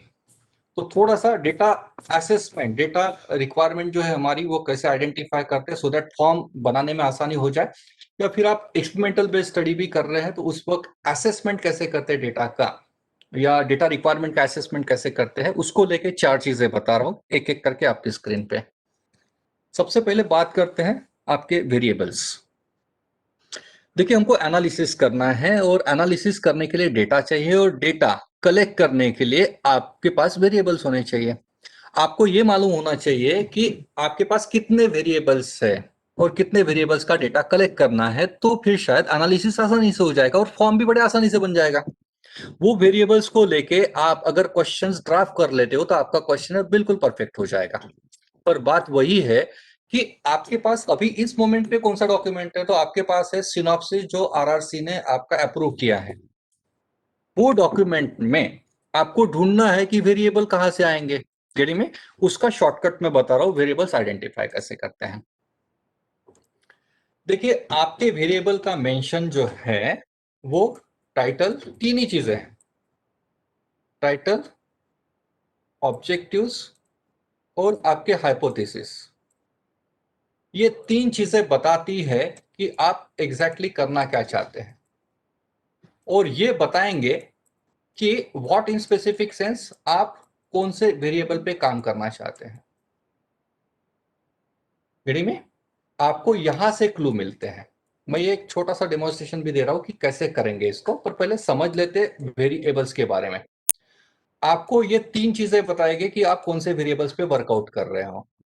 अभी आपका टाइटल में है 15 से 20 शब्द, इसमें से कोई 2 या 3 वर्ड्स ही आपके वेरिएबल्स होंगे। ये 15 से 20 में कोई 2 या 3 वर्ड्स ही हैं जो वेरिएबल कहलाएंगे। ऑब्जेक्टिव जो है इसका भी 15 से 20 वर्ड का एक स्टेटमेंट बनता है। में इसमें भी हार्डली 1 या फिर 2 ही शब्द जो है 15 से 20 शब्दों में से 1 या 2 शब्द ही है जो वेरिएबल्स कहलाएंगे। हाइपोथेसिस में भी सिर्फ 1 या 2 यहाँ पे 8 से 10 वर्ड्स होते हैं हाइपोथेसिस में, और ये 8 से 10 वर्ड में से कोई भी 1 या 2 शब्द होंगे जो वेरिएबल्स कहलाएंगे। अभी ये पता कैसे चलेगा कि टाइटल में 15 से 20 जो है उसमें से 2 या 3 कौन से वेरिएबल्स है? हर एक ऑब्जेक्टिव में 1 या 2 ही शब्द है जिसको वेरिएबल कहेंगे, या हाइपोथेसिस में सिर्फ 1 या 2 ही वर्ड ऐसे हैं 8 से 10 में से जो वेरिएबल्स है। ये कैसे पहचानेंगे? जब तक ये होगा नहीं आपका डेटा असेसमेंट नहीं होगा, डेटा कौन सा लगने वाला है ये नहीं आइडेंटिफाई होगा। अभी मैं बात कर रहा हूं वेरिएबल्स आइडेंटिफाई कैसे करेंगे। पहले बात करते हैं वेरिएबल के मीनिंग की, और एक बार ये पता चल गया तो आपके वेरिएबल्स आइडेंटिफाई हो जाएंगे। वेरिएबल का मतलब है, ये जो शब्द है ये बना है वैरी से। वैरी का मतलब है change. getting me? So variable is basically a characteristic. It's a characteristic or a particular phenomena or a aspect of a study, you can say. Variable is a characteristics which keeps on changing. Variable is a characteristics which kept on changing. That is what is called as a variable. अभी ये जो definition मैंने आपको बताई है ये आपको internet पे या किसी बुक में मिल जाएगी। मेरा रोल कुछ अलग है, यानी बुक पढ़ने से रिसर्च नहीं होता है। बुक पढ़ने से रिसर्च मेथोडोलॉजी का पेपर हम लोग दे सकते हैं और एग्जाम क्रैक कर सकते हैं।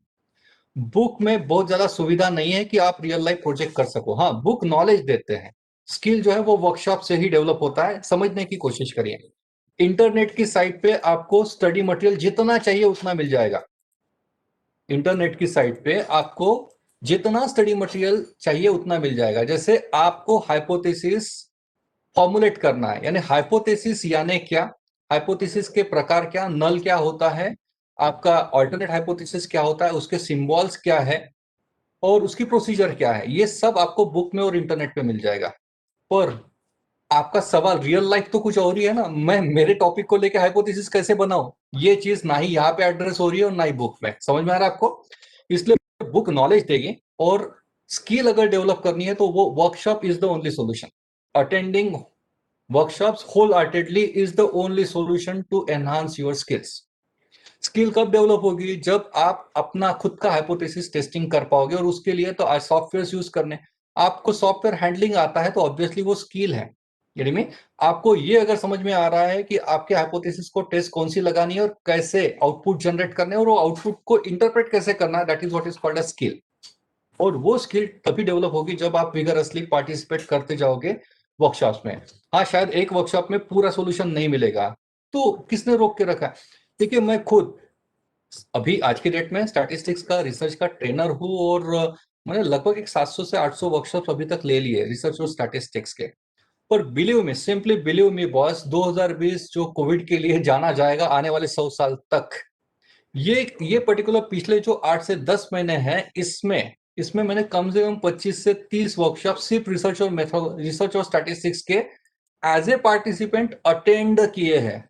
यानी में 25 से 30 वर्कशॉप मैं, अगर मुझे रिसर्च स्टैटिस्टिक्स का थोड़ा बहुत अंडरस्टैंडिंग होने के बाद भी अगर करता हूं तो आपको तो एक्चुअली रिसर्च करना है, तो it is mandatory for you कि आप साल में नहीं कुछ तो एक 8 से 10 वर्क, और वो तो ऑनलाइन में आज तो बहुत ज्यादा फिजिबल है। शाम को ये सब वर्कशॉप चलते हैं यार, एक 2 घंटे के, और sitting at your home, sipping a cup of coffee and at your comfort, if you can listen to some stalwarts across the globe, nothing like it यार। it's a golden opportunity, just try to leverage on it। इसके लिए सिर्फ एक चीज लगती है, वो है माइंडसेट, कि मेरा एनालिसिस मुझे करना है खुद को। ये जिस दिन अपने आप को कन्विंस कर दो कि ये पार्टिसिपेशन अपने आप बढ़ जाएगा बस। सो पार्ट अपार्ट मैं वेरिएबल की डेफिनेशन समझा रहा हूँ। Variable is A characteristics which is changing. ये हो गई टेक्स्ट बुक की डेफिनेशन। मेरे हिसाब से डेफिनेशन ये बनती है, variable is a characteristic which is changing with a given context. With a given context, what does this mean? एक एग्जांपल की बात करते हैं। अगर मैं आप सबको, अभी मेरे साथ 46 पार्टिसिपेंट्स जुड़े हुए हैं, ओके मैं अगर आपको सबको एक एक करके पूछता हूं, जवाब मत दीजिए, जस्ट हाइपोथेटिकली मैं पूछ रहा हूं क्योंकि टाइम जाएगा। मैं अगर आपको पूछता हूं एक एक करके कि आपको पीएचडी का एनरोलमेंट करके कितना समय हुआ है, ओके आपको पीएचडी को एनरोल करके कितना समय हुआ है, तो यहाँ पे मेरे पास 1 2 3 4 अप टू 46 ये रेस्पोंडेंट नंबर्स हैं। और यहाँ पे मैं रेस्पोंडेंट नंबर 1 ने मुझे बोला कि सर 1.5 साल हो गया, कोई बोल रहा है कि सर 4.5 साल हो गए, कोई बोल रहा 3 साल हो गए। अभी आप देख रहे हैं time is a variable. Why it is so? Because it has been changing ना। Changing with what? With a context. Context क्या है? आपको पीएचडी को एनरोल करके कितना समय हुआ, और यहाँ पे हर रेस्पोंडेंट का जवाब शायद डिफर करेगा। हर रेस्पोंडेंट का जवाब चेंज हो रहा है, डिफर हो रहा है। That is why time can be considered as a variable. Simple सी बात बता रहा हूं, आप 46 जो है इसको मैं रेस्पोंडेंट कह रहा हूं या इंडिविजुअल्स कह रहा हूं या फिर रिसर्च स्कॉलर्स कह रहा हूं। फॉर द टाइम बिंग मैं आपको 46 इंडिविजुअल्स मान रहा हूं, ओके अभी मैं ये बोल रहा हूं variable is a characteristic which is changing with respect to individual. Individual to individual एक सवाल का जवाब अगर अलग अलग आता है तो that is called as variable.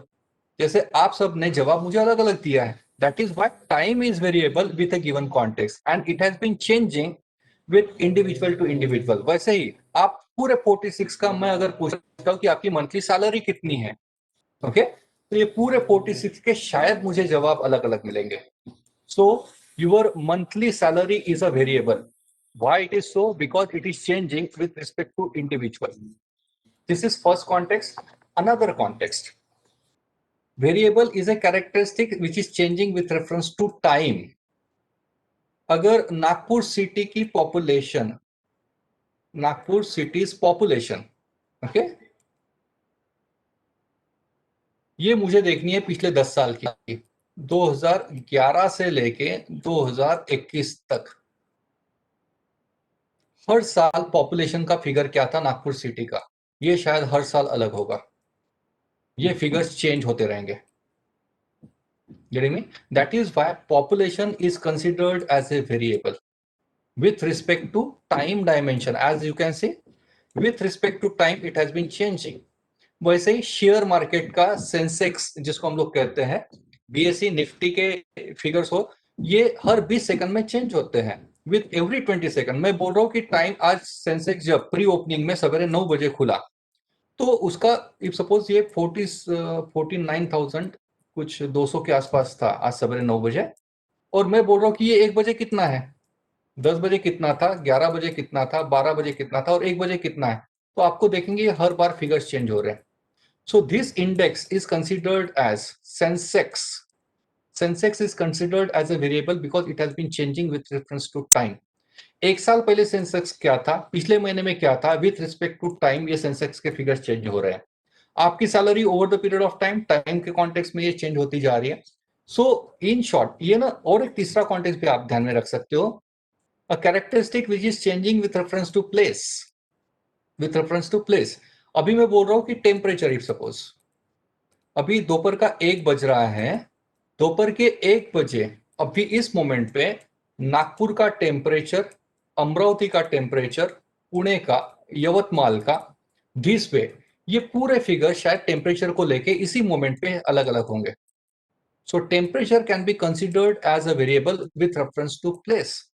So variable in short is a characteristic which is changing with reference to a context, given context. तो आप अपने सिनॉप्सिस में आपने जो हाइपोथेसिस में या ऑब्जेक्टिव्स में स्टेटमेंट लिखे हैं वो एक बार चेक करिए। ऑब्जेक्टिव्स आपके, if suppose objective number 1 if suppose आपने यहाँ पे लिखा है ऑब्जेक्टिव नंबर 1 में टू स्टडी, मैडम भी जॉब में ही टू है। स्टडी डेमोग्राफिक कैरेक्टरिस्टिक्स ऑफ रेस्पोंडर्स, यही जनरली होता है, डेमोग्राफिक कैरेक्टरिस्टिक्स ऑफ रेस्पोंडर्स। अभी यहाँ पे 8 से 10 वर्ड्स आ रहे हैं, इसमें आपका वेरिएबल क्या हो गया? Demographic characteristics. डेमोग्राफिक में अभी क्या आएगा?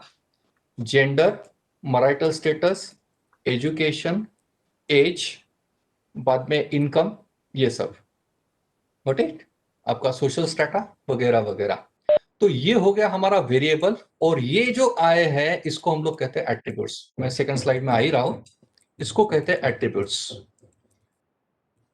Got it? सो आपके ऑब्जेक्टिव्स में अपना सिनॉप्सिस ओपन करिए, और आपने ऑब्जेक्टिव्स या हाइपोथेसिस में जो भी सेंटेंसेस लिखे हैं उसमें ऐसे चीजों को, ऐसे वर्ड को या फ्रेजेस को सर्कल करिए जो चेंज हो रहा है विद अ गिवन कॉन्टेक्स्ट। जैसे यहाँ पे कॉन्टेक्स्ट था रेस्पोंडेंट का, respondent to respondent demographic characteristic change हो रही है, तो डेमोग्राफिक कैरेक्टरिस्टिक्स को आपको डिफाइन करना होगा कि कौन सी demographic characteristic.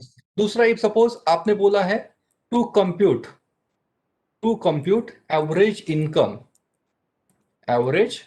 Income of respondents, ऐसा अगर आपने लिखा है तो यहां पे आप पूरे स्टेटमेंट में इनकम को सर्कल कर देंगे, because this is being varying with respect to employees. Employee to employee क्या चेंज होने वाला? तो पूरे ये सेंटेंस में एक ही चीज चेंज होने वाली, वो है income. So your second variable will be considered as income, तो इनकम को लेके आपका क्वेश्चन आना चाहिए। This way you just try to identify the variables in your objectives that you have mentioned. If it is not clear, obviously आपका question ठीक से तैयार नहीं होगा। जब तक आप आपके वेरिएबल्स को ऑपरेशनलाइज नहीं करोगे, आपका क्वेश्चन नहीं बनेगा। सबसे पहले तो आपको लिस्ट बनानी है नंबर ऑफ वेरिएबल्स की, लिस्ट ऑफ वेरिएबल्स, और ये आएगा आपके टाइटल से, आपके ऑब्जेक्टिव से और आपके हाइपोथेसिस से, got it? So regarding variable we are done. Now we are on to the second part that is called as attribute. जैसे मैंने आपको बताया, एट्रीब्यूट जो age, gender, marital status, education वगैरह, इसको एट्रीब्यूट कहते हैं। What is the difference between variable and attribute? Variable जो है, वेरिएबल वर्सेस एट्रीब्यूट,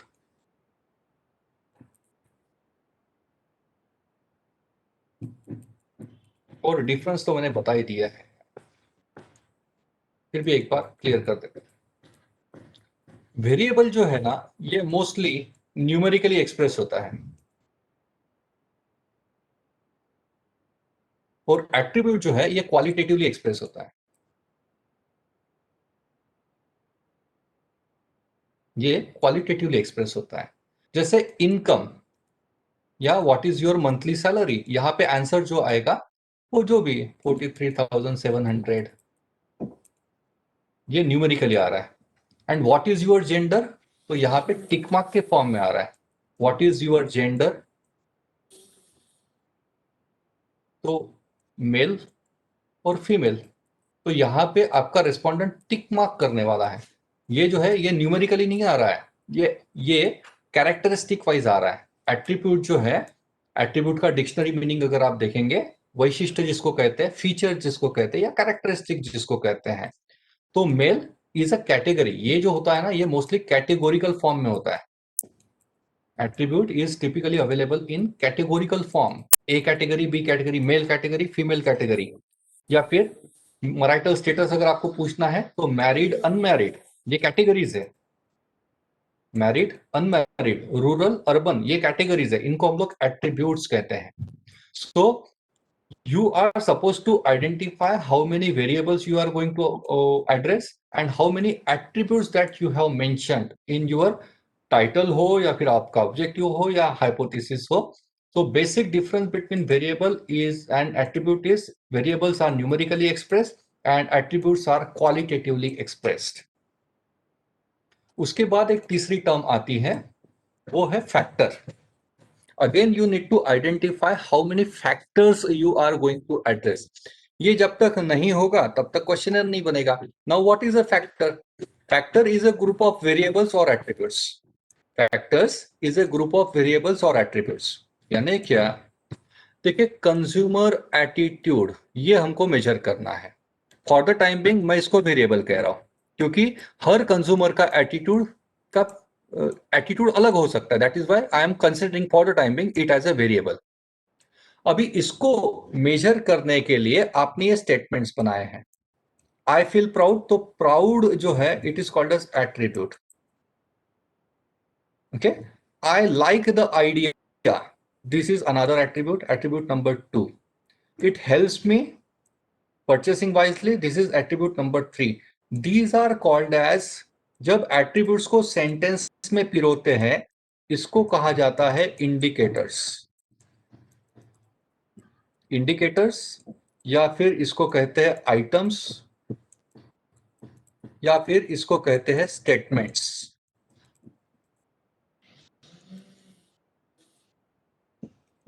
ओके, और ये जो है इसको कहते हैं स्केल, 5 पॉइंट स्केल बोलते हैं ना, ये 5 पॉइंट दिख रहे हैं, 1 2 3 4 5, ये हो गई हमारी 5 पॉइंट स्केल। और ये जो है ये है हमारे इंडिकेटर्स या स्टेटमेंट, ये है हमारा वेरिएबल। एक ही वेरिएबल को लेके जब आप मल्टीपल आइटम्स, एक ही वेरिएबल को लेके जब आप मल्टीपल आइटम्स पे रेस्पॉन्सेस लेते हो एक 5 पॉइंट या 7 पॉइंट स्केल पे, इसको हम लोग कहते हैं फैक्टर। इसको कहते हैं फैक्टर। Got it? फैक्टर यानी क्या? एक ऐसा वेरिएबल, फैक्टर एक ऐसा वेरिएबल है जिसमें मल्टीपल क्वेश्चंस है और ये मल्टीपल क्वेश्चन एक ही चीज के बारे में बात कर रहे हैं, उसको कहते हैं फैक्टर। और फैक्टर के बाद आता है construct. Construct higher order lower order होता है, ये भी समझा देता हूं मैं। ठीक है, कंस्ट्रक्ट जो है ना ये आपका वेरिएबल यानी सेटिस्फैक्शन वेरिएबल है यहाँ पे, या एट्रीब्यूट कहेंगे आप इसको। ये एट्रीब्यूट या वेरिएबल होता है और इस तरफ होते हैं आपके सब्जेक्ट। ये दोनों को कंबाइन करके जो बनता है that is what is called as construct. यानी क्या? Customer satisfaction, buyers preferences, employees occupational stress, ये वेरिएबल है, एम्प्लॉइज सब्जेक्ट है।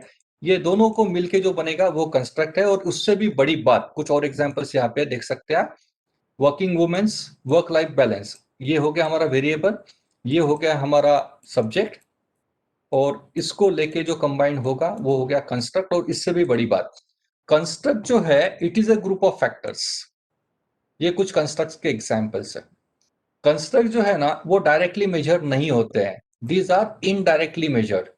यानी अगर आप प्रीति मैडम को आज के मेरे लेक्चर का फीडबैक लेना है, okay, so feedback is a construct. Why it is सो? क्योंकि कोई ऐसी मशीन नहीं बनी है कि जो मशीन आपको हाथ को लगा दी कहीं और पता चल गया कि लिंगे सर का फीडबैक आपके मन में क्या है। ऐसी कोई मशीन नहीं बनी है। प्रीति मैडम को आपको कुछ स्टेटमेंट पे मेरे रेटिंग्स लेने होंगे। जैसे मैं थोड़ी देर पहले बोल भी रहा था कि sir's PPTs are good, I like sir's PPTs, और उस पर फिर 5 पॉइंट पे अगर रिस्पॉन्सेज दे देते हो आप, तो यहाँ पे क्या हो रहा है? फीडबैक डायरेक्टली मेजर नहीं हो रहा है। Getting me? यहाँ पे आपको अलग अलग पैरामीटर्स पे, जैसे मैंने टाइम पे लेक्चर शुरू किया क्या, मैंने आपको समझा ऐसी भाषा में बोला क्या, मैंने आपकी क्वेरीज को ठीक से हैंडल किया क्या, मेरा नॉलेज कैसा था, मेरा प्रेजेंटेशन कैसा था, मेरा वोकैबुलरी कैसा था, मेरा कम्युनिकेशन कैसा था, मेरा लैंग्वेज पे कमांड कैसा था। ये बहुत सारी चीजें मिलके मेरा फीडबैक बनेगा। यानी क्या? कंस्ट्रक्ट्स ऐसे एट्रीब्यूट्स होते हैं जो डायरेक्टली मेजर नहीं किए जा सकते। डायरेक्ट मेजरमेंट यानी क्या? मैं अगर आपको पूछता हूँ कि आपका वेट क्या है, तो आप बोलेंगे कि भाई वेइंग मशीन लेके आ, मेरे को उस पर खड़ा कर, तो आपको यहाँ पे डिजिटली दिख जाएगा कि कितना वेट है। That is what is called as direct measurement.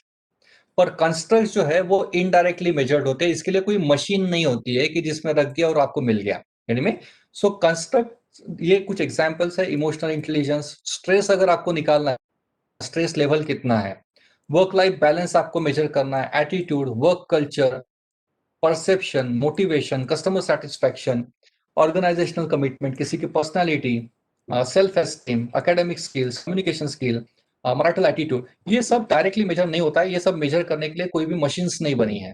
यानी इसको आपको मल्टीपल स्टेटमेंट्स पे क्वेश्चंस बना के ही आपको पूछना होगा, तब जाके ये निकलेंगे। और इसको हम लोग कंस्ट्रक्ट्स कहते हैं। और कंस्ट्रक्ट जो है दे आर, ये थोड़ा सा मैं एड्रेस करता हूँ, एज यू कैन सी, इससे पूरा क्लियर हो रहा है। वर्क कल्चर, ये आपके टाइटल में जो रिफ्लेक्ट होता है ना, इसको हायर ऑर्डर कंस्ट्रक्ट्स कहते हैं। कि जैसे मार्केटिंग का कोई प्रोजेक्ट है तो ऑनलाइन कंज्यूमर बिहेवियर ये शब्द दिख गया, तो वो हो गया हमारा कंस्ट्रक्ट, जो बड़ी चीज है। इसके आप जब टुकड़े कर पाओगे वर्क कल्चर को लेके, जैसे एक टुकड़ा मैंने ये कर दिया, दूसरा टुकड़ा ये है, यानी इसको थीम कहेंगे हम लोग। वर्क कल्चर की पहली थीम इंडिविजुअल परफॉर्मेंस, दूसरा ऑर्गेनाइजेशनल कल्चर, तीसरा चौथा पांचवा छठवां सातवां। आपको 7 इश्यूज डिस्कस करने हैं, तो 7 को लेके ये जो है ये हमारे 7 फैक्टर्स हो गए, और हर फैक्टर को लेके मल्टीपल स्टेटमेंट्स। आप देख रहे हो फैक्टर 2 को लेके मल्टीपल स्टेटमेंट्स, और ये हो गई हमारी स्केल, और ये हो गए हमारे इंडिकेटर्स। ये जब तक चीजें क्लियर नहीं है आपका क्वेश्चनियर नहीं बन पाएगा। Getting me? और जो भी अगर आपने बनाया है तो 101% वो फॉल्टी है। जिसको ये अंडरस्टैंडिंग क्लियर है उसका क्वेश्चनियर परफेक्ट बनता है। It is so easy. अभी इस चीज को एड्रेस कर रहा हूं। आपको 4 चीजें अभी मैंने बताई, कंस्ट्रक्ट, फैक्टर, वेरिएबल और एट्रीब्यूट। आपको ये चारों चीजों पे वर्कआउट करना है क्वेश्चन बनाने से पहले। तो आपको ना जो कंस्ट्रक्ट्स है ये मोस्टली ऑब्जेक्टिव्स या फिर टाइटल से रिफ्लेक्ट हो जाते हैं, और वो टाइटल को लेके बड़ा जो शब्द है जैसे ऑर्गेनाइजेशनल बिहेवियर या इकोनॉमिक्स का कोई प्रोजेक्ट है उसमें टू एग्जामिन या to evaluate socio economic status of Adivasis, ऐसा कोई टाइटल होता है जनरली। तो ये सोशियो इकोनॉमिक स्टेटस यानी ये हो गया हायर ऑर्डर कंस्ट्रक्ट। ओके, इसको लेके सोशियो इकोनॉमिक स्टेटस, इसकी मैं थीम्स बना रहा हूं। पहली थीम सोशल इकोनॉमिक स्टेटस में ऑब्वियसली इकोनॉमी यानी इनकम को लेके एक थीम, दूसरा एजुकेशन, तीसरा सोशल स्टेटस, और एक चौथा कुछ भी हो सकता है शायद, मुझे अभी ये 3 स्ट्राइक हुए। तो ये होगी आपकी theme number 1, theme 2, theme 3। Getting me? और ये हो गए आपके फैक्टर्स या फिर लोअर ऑर्डर कंस्ट्रक्ट्स भी कहते हैं। और उसको लेके आपके फिर जाएंगे वेरिएबल्स, जैसे economical condition of the respondent, ये आपको अगर इकोनॉमिक स्टेटस ऑफ रेस्पोंडेंट्स ये आपको मेजर करना है, ये होगी आपकी थीम नंबर 1। उसको लेके आपको वेरिएबल्स आइडेंटिफाई करने होंगे, इकोनॉमी फिर इनकम, उसका फिर बाकी सेविंग्स है या फिर बाकी उसके घर में जो चीजें दिख रही है उसकी लाइफस्टाइल, यहाँ से पता चल जाता है उसका इकोनॉमिक स्टेटस क्या है, उसके बिलोंगिंग्स, उसकी प्रॉपर्टी से पता चल जाता है। उसको लेके जब आप क्वेश्चन ड्राफ्ट करोगे तो ये होगी आपकी कैरेक्टरिस्टिक्स और वेरिएबल्स। इसमें से कुछ इनकम जैसे आप पूछ रहे हो तो वो हो गया वेरिएबल। अगर आप पूछ रहे हो कि आपके घर में टीवी है क्या और कौन सा टीवी है, तो वो हो गया वेरिएबल, सॉरी एट्रीब्यूट, क्योंकि वो क्वालिटेटिवली आएगा कि मेरे यहाँ तो यार प्लाज्मा टीवी है सैमसंग का 52 इंची, तो दैट इज अ एट्रीब्यूट। अगर आप पूछते हो कि what is your monthly income, तो वो हो गया वेरिएबल। यानी में अभी ये स्लाइड से मैं थोड़ा क्लियर कर देता हूँ इसको, एक इंपॉर्टेंट वैल्यू एडिशन करने की कोशिश कर रहा हूं।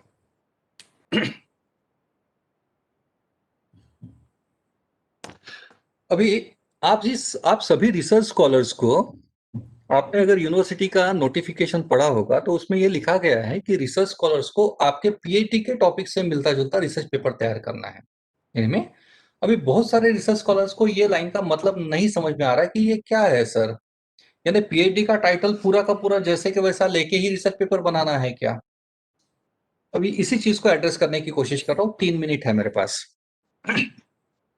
अभी ये जो एक्सरसाइज मैंने आपको बताई है ये आप अपने रिसर्च टॉपिक को लेके करिए। आपका जो टाइटल है उसकी आज का मेरा सेशन खत्म होने के बाद थीम्स पे डिवाइड होता है क्या आपका टॉपिक, ये चेक करिए। आप थीम 1, थीम 2, थीम 3, थीम 4 ऐसा डिवाइड कर सकते हो क्या, ये चेक कर लीजिए। अगर नहीं कर पा रहे हो तो शायद आपने टाइटल सिलेक्ट करते हुए गलती कर ली है। एक एप्रोप्रिएट टाइटल जो है उसमें स्कोप देना चाहिए कि कम से कम 5 से 6 थीम्स निकलनी चाहिए, एटलीस्ट 4, पर 5 से 6 तो निकलती है अगर ईमानदारी से टाइटल आपने अगर सिलेक्ट किया है और फाइनल किया है और आपने कुछ ट्रेनिंग लेके ये एक्सरसाइज की है तो बराबर टाइटल ड्राफ्ट हो जाता है। तो चेक कर लीजिए कि क्या आप अपने पीएचडी के टाइटल से मल्टीपल थीम्स डिराइव कर सकते हो क्या। आपने जो ऑब्जेक्टिव्स लिखे हैं वो शायद रैंडम ऑर्डर में लिखे हैं, जैसे जैसे याद आए आपने लिख लिए 12 ऑब्जेक्टिव्स सपोज। चेक करिए ये 12 ऑब्जेक्टिव्स को कोई कॉमन लॉजिक फॉर्म करके क्लब किया जा सकता है क्या। जैसे 3 ऑब्जेक्टिव्स को क्लब करके कोई एक थीम बना सकते हैं क्या? Theme number 1। दूसरे 2 ऑब्जेक्टिव्स को लेके कोई दूसरी थीम बनती है क्या? यानी क्या क्लबिंग ऑफ सिमिलर ऑब्जेक्टिव्स हो पा रहा है क्या, और उसको कोई एक नाम दे पा रहे हैं क्या?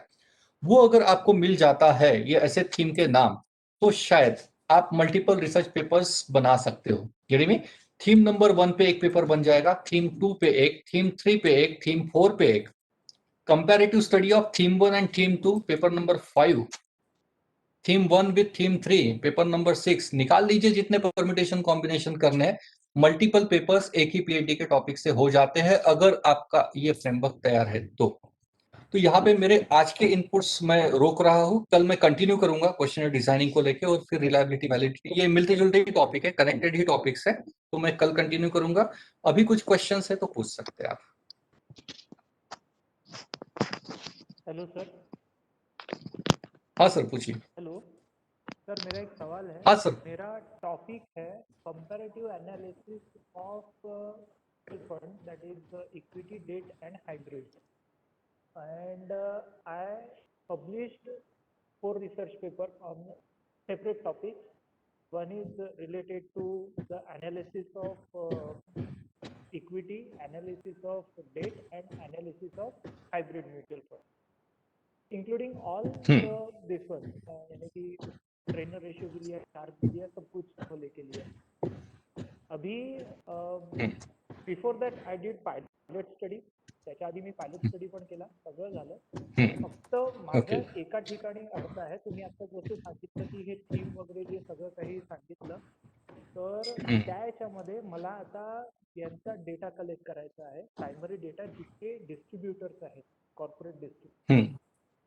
मी पहिले क्वेश्चन डिझाईन केलं, त्याच्यात जवळपास 15 क्वेश्चन होते, पण एकाचाही मला आन्सर नाही आला, रिस्पॉन्स नाही आला। तर आता मी त्याला रिड्यूस केलेला आहे क्वेश्चन। मला कुठेतरी वाटलं की हे जास्ती झाले आणि खूप इन डेप्थ इन्फॉर्मेशन झाली की जे प्रोव्हाइड नाही करू शकत। 2 लोकांशी बोललो त्याच्यासाठी, जे कॉर्पोरेट डिस्ट्रीब्युटर्स आहेत।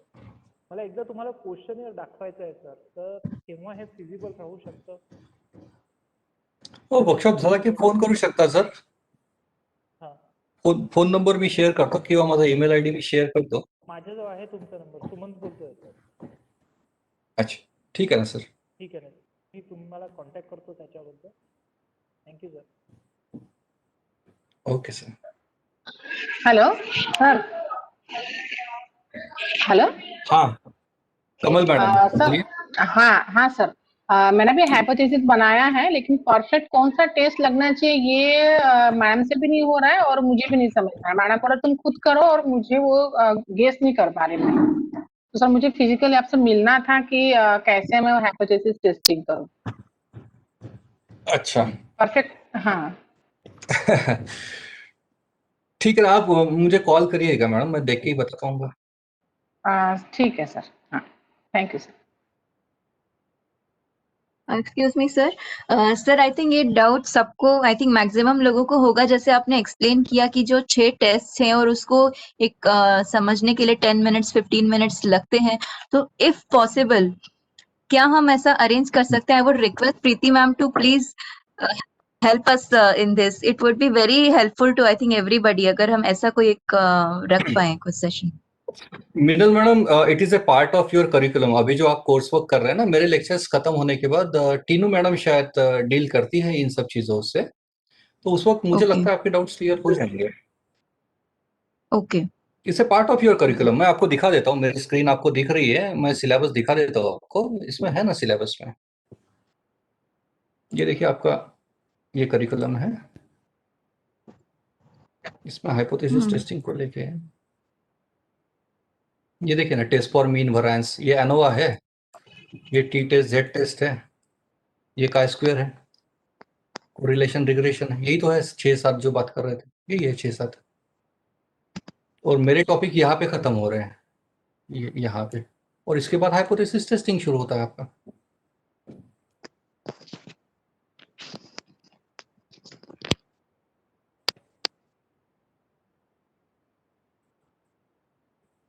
ठीक है मिनल मैडम। हेलो। और किसी को कुछ पूछना है? Good afternoon sir, Shweta Gupta. Yes ma'am Sir, I have just my thesis synopsis has been registered 4 years back, but still I find it right now like my some of my hypotheses, two hypotheses, they are not relevant. So can I change while making, because the data collection would be difficult if I go with that. ठीक है, ठीक है, मैं address कर देता हूँ। देखिए, हम लोग सिनॉप्सिस जब तैयार करते हैं ना, हम लोग इतने प्रिपेयर्ड नहीं होते हैं और हम लोग रूम में बैठ के विजुअलाइज नहीं कर पाते हैं कि आगे जाके इसको टेस्ट भी करना है, ये समझ नहीं होती है शायद, और इतना डीपली सोचते भी नहीं है, क्योंकि क्या है, सिनॉप्सिस बनाने के कट ऑफ डेट्स आ गए होते हैं और वो प्रेशर की वजह से हम लोग जस्ट चाहते हैं कि ये जैसे तैसे सबमिट हो जाए, बाद में देखेंगे क्या करना है, और जब देखने की बारी आती है तो वही परप्लेक्स की, यार ये कैसे करते हैं। ये बहुत ही पिक्यूलियर प्रॉब्लम है and it is not happening with you madam, it happens with everybody, खास करके जो फर्स्ट टाइम रिसर्चर्स है, it is a peculiar phenomena. अभी देखिए, आप जो पूछ रही है, ये मुझे शायद मोस्ट फ्रिक्वेंटली आस्क्ड क्वेश्चन है कि सिनॉप्सिस रजिस्टर्ड होने के बाद उसमें चेंजेस कर सकते हैं क्या। देखिए, सिनॉप्सिस में आपने रिटर्न कमिटमेंट दे दी है कि आप ये करना चाहते हैं। अभी देखिए, आपने हाइपोथेसिस बना लिए है और वो आरआरसी से इंसिडेंटली आपके पास भी हो गए।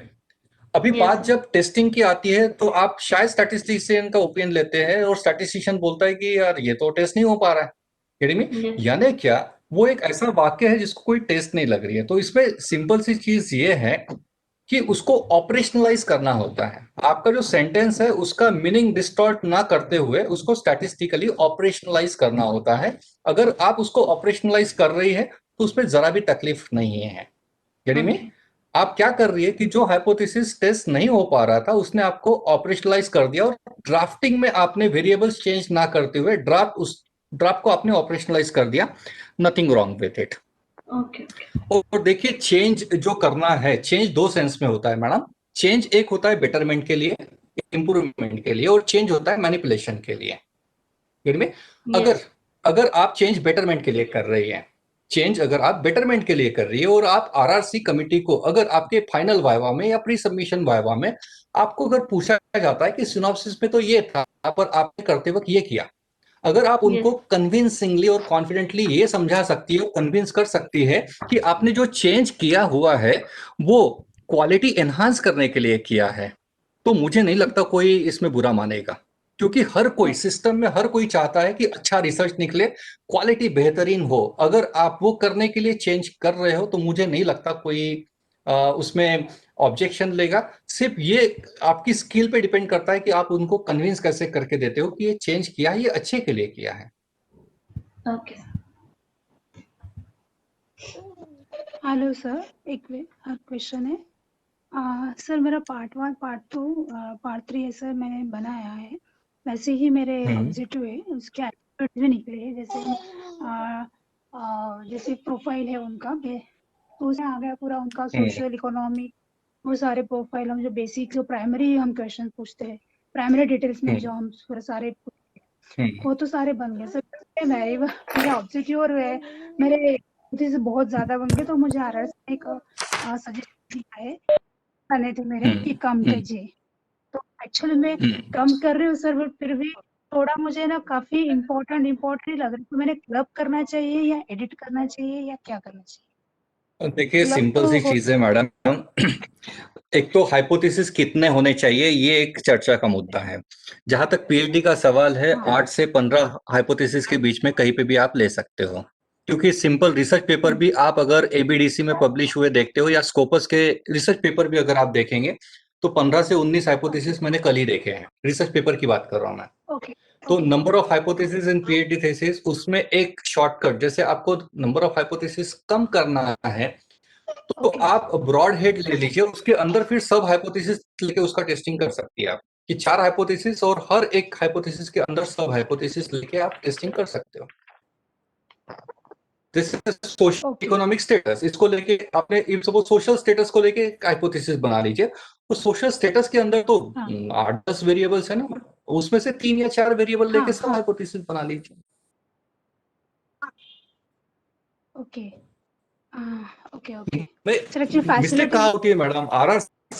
आरआरसी के लोग क्यों बोलते हैं मालूम है क्या? मैंने जो थोड़ी देर पहले एक चीज बोली थी ना टाइटल किसी एक Tables जगह जा both रहा है, ऑब्जेक्टिव्स कुछ दूसरी बात कर रहे हैं और हाइपोथेसिस तीसरी कुछ बात कर रहे हैं, तो वो आरआरसी वाले कहना स्वाभाविक है ना। कुछ एक बताओ ना, करना क्या है? नहीं सर, तीन अलग अलग चीजें क्यों बता रहे हो आप? हाँ नहीं, ऑब्जेक्टिव हाइपोथेसिस रिसर्च क्वेश्चन वो रिलेटेड ही है सर, रिलेटेड ही है, बस वो अच्छा, वो अच्छा। ज्यादा हो रहा था, थोड़ी स्टडी भी उतनी वैसी ही मेरी थोड़ा हायर ज्यादा हो ऑर्डर रही है, तो कंस्ट्रक्ट पे बोले जाइए कि मैडम, उसको और फिर आपको सब कम करना हाइपोथेसिस। पड़ेगा।